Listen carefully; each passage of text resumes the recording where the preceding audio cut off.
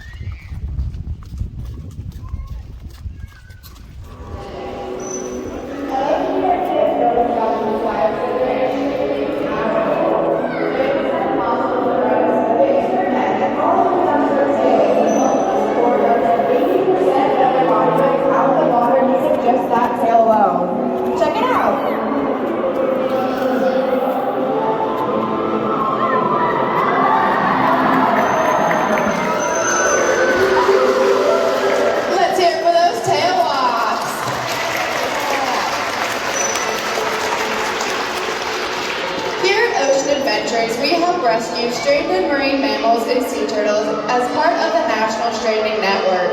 Our goal is to rescue these animals, nurse them back to health, and release them back into their own environment.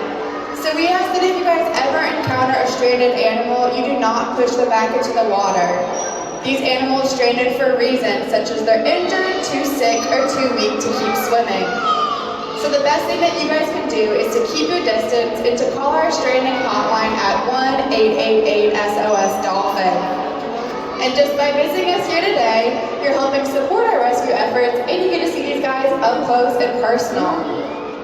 Now speaking of up close and personal, it looks like we have some of our stars coming out of the glass, and we're going to talk about all the specialized fins and flippers that make dolphins such great swimmers. Over on our right, we have Lacey and CJ, and coming down on our left, we have Megan and Jag.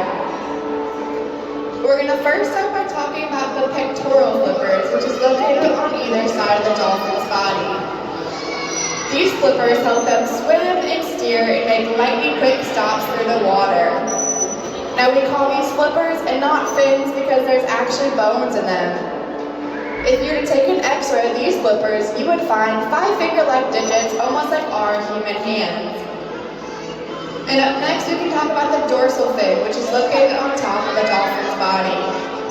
This fin helps keep them stable in the water while they're swimming, and it's made completely of cartilage. We also call this the dolphin fingerprint because no two dolphins will have the same dorsal fin. If you take a look at the back side of that fin, you can see some notches and ridges, which is what makes it unique to each dolphin. Our researchers here at the Institute for Marine Mammal Studies are actually able to go out into the ocean and take pictures of wild dolphins' dorsal fins, and that allows them to identify each dolphin just based on that fin alone. And finally, we can talk about the tail flukes, which is located at the end of the dolphin's body, which is called the peduncle. The peduncle and the tail flukes help dolphins swim at speeds of up to 25 miles per hour and jump up to 15 feet in the air. Let's hear it for all of our stars down in the glass.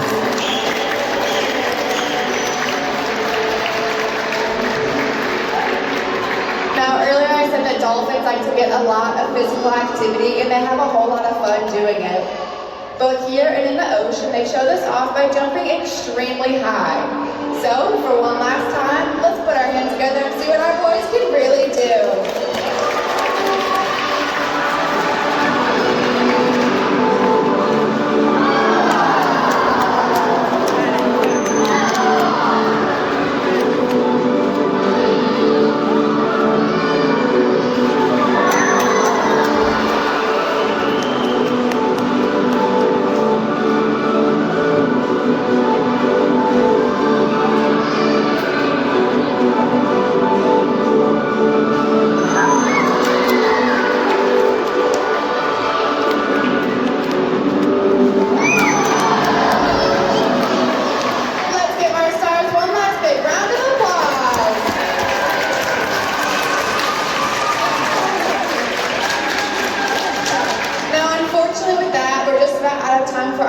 Show, but our sea lion show will start here in just a few minutes. If you'd like to stay for that, please stay seated. But on behalf of myself and all of our stars, we'd like to thank you guys for coming out today and hope you have a great rest of your day here at Ocean Adventures. Goodbye, everyone.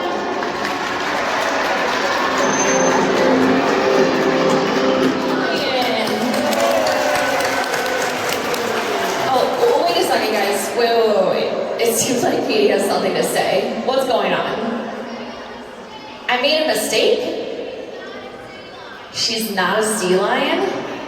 Oh, sorry, Katie. I thought this was supposed to be our sea lion show. But you know what? I think I can see where you're a little bit confused. You see, sea lions are not native to Mississippi. They're commonly found along the California coastline, ranging as far north as British Columbia to as far south as the Baja Peninsula. Katie came to us when rescue workers found her on a beach where she stranded several times. Now, sea lions do strand for many different reasons, including food shortages, separations from their mothers, and even injuries like hurt flippers as well, just like that. When possible, these sea lions are nursed back to health and then released back into the ocean. But when they can't be released, like in Katie's case here, they are adopted out to facilities just like ours for educational purposes. But back to the matter at hand here, Katie. If you are so sure that you are not a California sea lion, then why don't you go ahead and show us what you really are?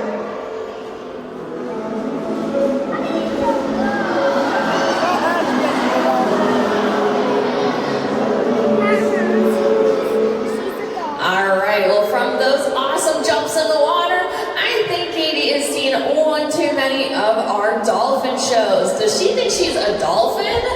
Okay, very silly, Katie. You're definitely not a dolphin. Sticking out behind a dolphin are a pair of fins called tail flukes. And if we take a quick look behind you, Katie, we can see that you have flippers, not flukes. I will admit that you can reach speeds of 25 miles per hour just like a dolphin can, but that's due to a different adaptation. Sea lions have very long wing-like front flippers. These front flippers are so powerful that they propel themselves through the water and up and onto land. These front flippers are even strong enough to support their entire body weight. So Katie, why don't you go ahead and try that out for us? Awesome job! As impressive as that was, I don't think I've ever seen a dolphin do that. So Katie, you're definitely not a dolphin, but this is a fun game, so we'll play along. And why don't you show us what you are this time? Oh, it looks like Brittany's got some props out. From this angle, it looks like those fish are tusks. Is she a walrus? All right, that is a much closer guess, but unfortunately, Katie, you are not a walrus either. I don't think any of us have ever seen a walrus eat their tusks like Katie just did. And I don't think Katie even knows what those tusks are used for. Walruses are found in much colder environments, so they use those tusks to hook onto ice to pull themselves up and out of the water. Sea lions, on the other hand, are found in much warmer regions, so they have no need for those tusks. Not to mention, those tusks are also an extension of a walrus's upper canine teeth. If we take a quick look inside Katie's mouth here, yeah, we can see her teeth are all the appropriate sea lion size. And let's check out those whiskers. Walruses have very short and dense whiskers, whereas sea lions have very long, pretty whiskers, kind of like yours, Katie. Regardless of size, both walruses and sea lions use those whiskers, or vibrissae, to detect predators or prey in dark and murky water. Yeah, like that. And the final reason I know that Katie here is definitely not a walrus is simply because of her size. Walruses can weigh over 3,000 pounds. And Katie, you weigh about 100. Yeah, so you're not a walrus and you really for sure were not a dolphin. It seems to me like you're running out of options. So I'll tell you what, Katie, I'll give you one last guess. But before you take this last guess, why don't you take a few extra seconds to really think things over?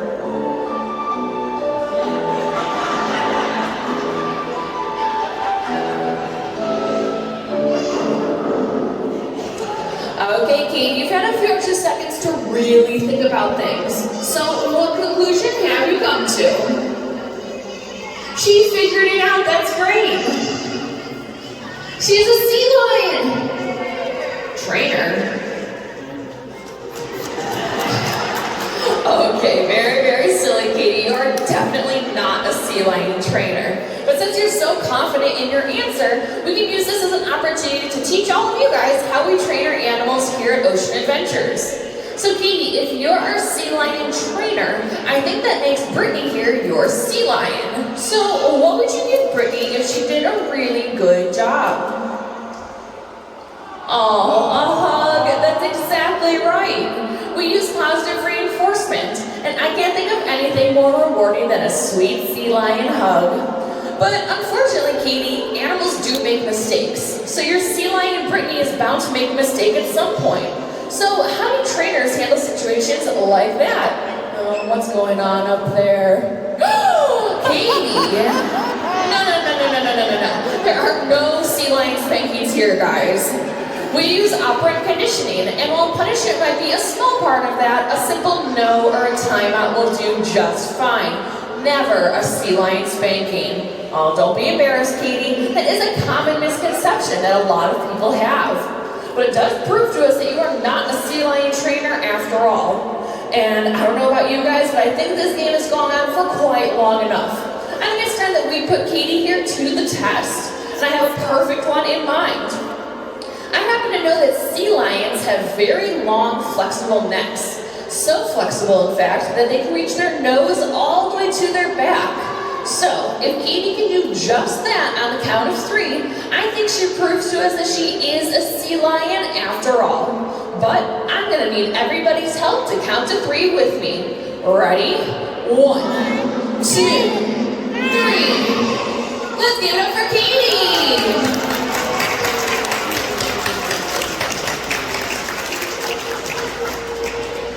With that, she proves to us that she is, in fact, a California sea lion. And I can't think of a better way to celebrate solving this little identity crisis of hers than with a victory dance. So, Brittany and Katie, whenever you're ready, go ahead and bust a flipper.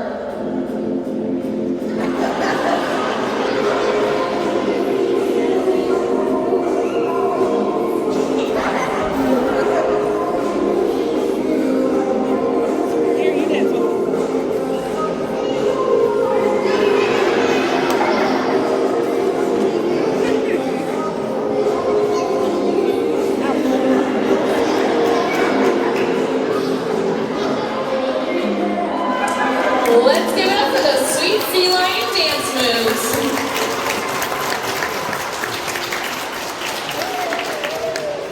Unfortunately, that does bring us to the end of our sea lion show. But let's give it up one last time for our trainer Brittany and Katie, the California sea lion. 28 rays. We have 16 females and 12 males. These are cow-nose rays. They're named this way because of the way that their face looks like. If you look at them pretty closely, they kind of look like cow's noses. These rays grow to an average of 3.5 feet on their wingspan, but they can get up to 6 feet. These rays will also live 16 to 18 years, and the longest recorded female lived to be 21 years. Here at IOS, we make sure to feed our stingrays only the top grade USDA approved food. Does anyone know what these rays might eat? I heard fish. Anything else? Cheeseburgers? Maybe not. Shrimp? Yes.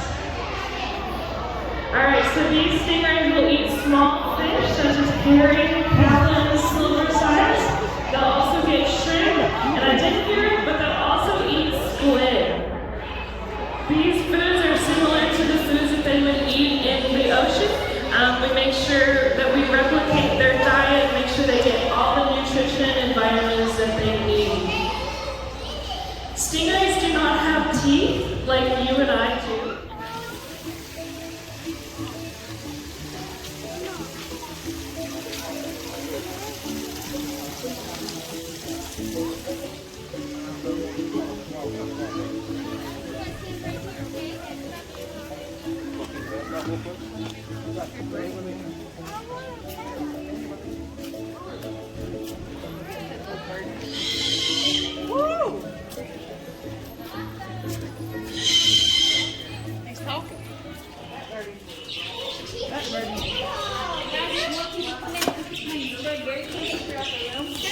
just want to step in here at all times, please. It's very easy to miss a bird.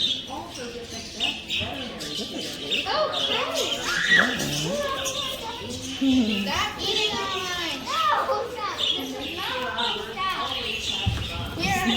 Seemed like I was scared. I wonder if I can use my little card for like $5 or something like that. Get a couple sticks. Just remember, keep your sticks up. You don't want to feed the lazy birds. You want to feed the birds that want to put the progress in. They're cute, aren't they? Whoa. You put money. Hi, buddy. Buddy,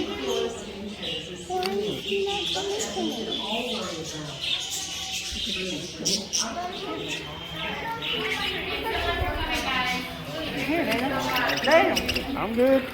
I bought some for you too, babe. Have a seat, stick. Daniel.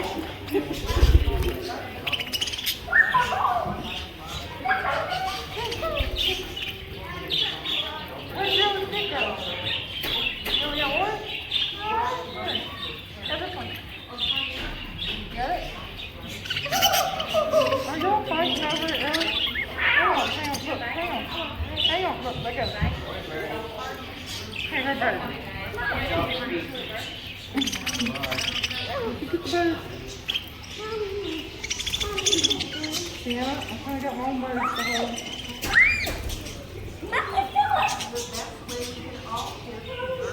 You still have your stick? I thought you wanted them a minute ago.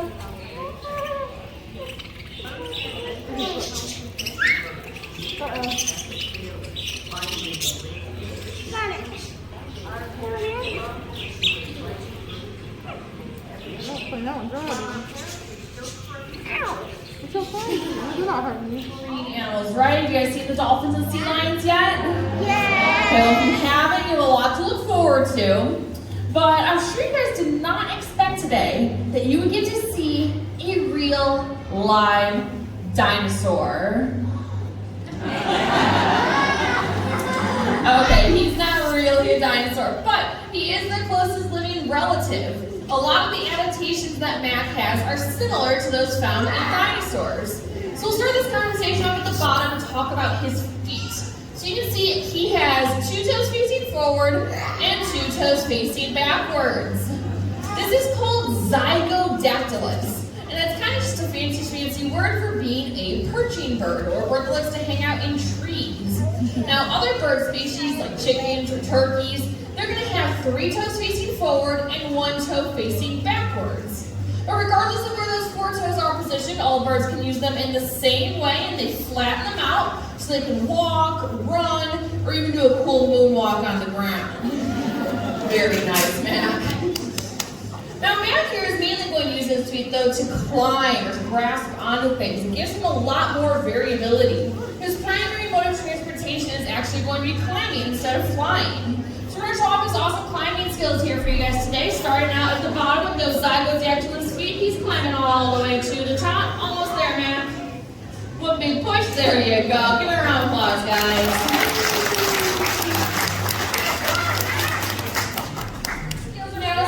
Called keratin, which might sound familiar. And we have 2. Oh, he is rocking it. 3 and 1 more, man. Very nice job.